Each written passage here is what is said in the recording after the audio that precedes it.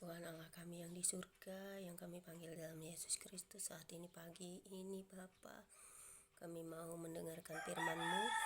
Urapi kami dengan kuasa Roh Kudus-Mu untuk kami dapat mengerti, memahami, dan merenungkannya. Karena firman-Mu akan berkuasa di dalam hidup kami hari lepas hari. Kami sambut firman-Mu pagi ini dengan sukacita. Haleluya. Pembacaan firman Tuhan pagi hari ini terambil dari kitab Yehezkiel pasal 21 ayat 1 hingga dengan ayat yang ke-32 dan ayat 1 hingga dengan ayat yang ke-27 dengan perikop pedang Tuhan melawan Yerusalem yang berbunyi demikian. Datanglah firman Tuhan kepadaku, hai anak manusia, tunjukkanlah mukamu ke Yerusalem dan ucapkanlah banyak teguran terhadap tempat kudusnya dan bernubuatlah melawan tanah Israel. Katakanlah kepada tanah Israel, beginilah firman Tuhan, lihat, aku akan menjadi lawanmu dan akan mencabut pedangku dari sarungnya dan melenyapkan dari tengah-tengahmu orang benar dan orang fasik. Oleh karena aku hendak melenyapkan dari tengah-tengahmu orang benar dan orang fasik, maka pedangku akan terhunus dari sarungnya terhadap semua manusia dari selatan sampai utara. Dan semua manusia akan mengetahui bahwa aku, Tuhan, mencabut pedangku dari sarungnya sehingga tidak akan kembali lagi ke situ. Dan engkau anak manusia mengeranglah di hadapan mereka seperti seorang yang tulang pinggangnya patah dan yang berada dalam kesengsaraan yang pahit. Dan kalau mereka bertanya kepadamu, mengapa engkau mengeluh? Jawablah, karena suatu berita. Kalau berita itu sudah tersiar, setiap hati akan menjadi tawar, dan semua tangan menjadi lemah lesu.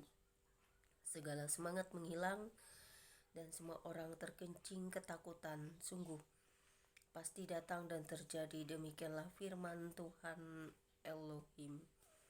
Kemudian datanglah firman Tuhan kepadaku, hai anak manusia, bernubuatlah dan katakan, beginilah firman Tuhan, pedang yang sudah diasah dan juga digosok, diasah untuk menumpahkan darah dan digosok supaya mengkilap seperti petir. Apakah kita akan bersuka cita?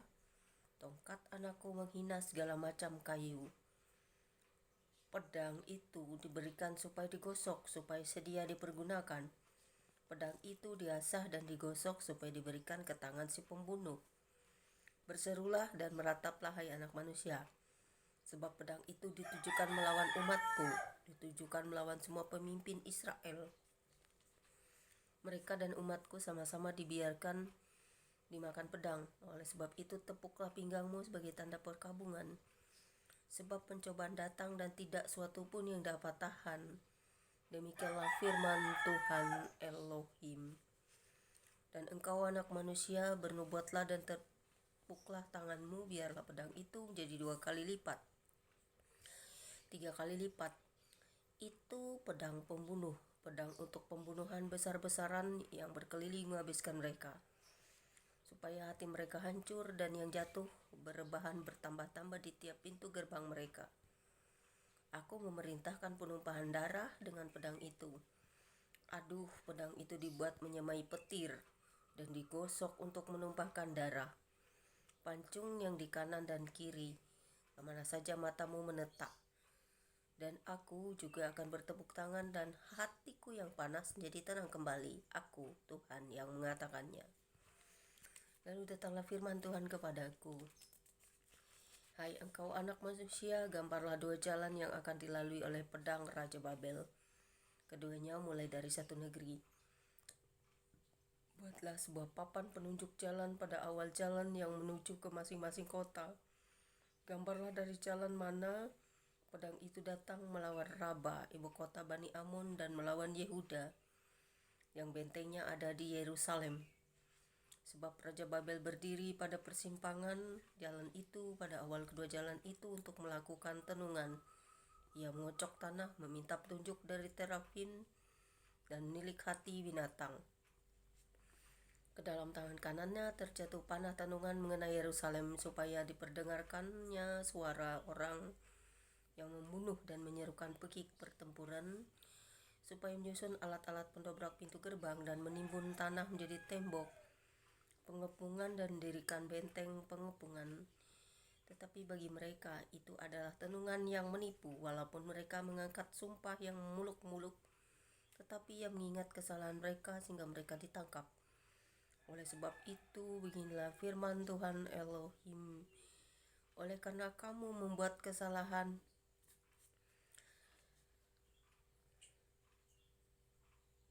itu teringat kembali dengan tersingkapnya pelanggaranmu, sehingga kentara dosa-dosamu dalam segala perbuatanmu. Oleh karena kamu menjadi teringat kembali, kamu akan ditangkap dengan kekerasan. Dan hai engkau Raja Israel, orang fasik yang durhaka, yang saatmu sudah tiba untuk penghakiman terakhir. Beginilah firman Tuhan Elohim: jauhkanlah serbanmu dan buangkanlah mahkotamu. Tiada yang seperti keadaannya sekarang. Yang rendah harus ditinggikan, yang tinggi harus direndahkan.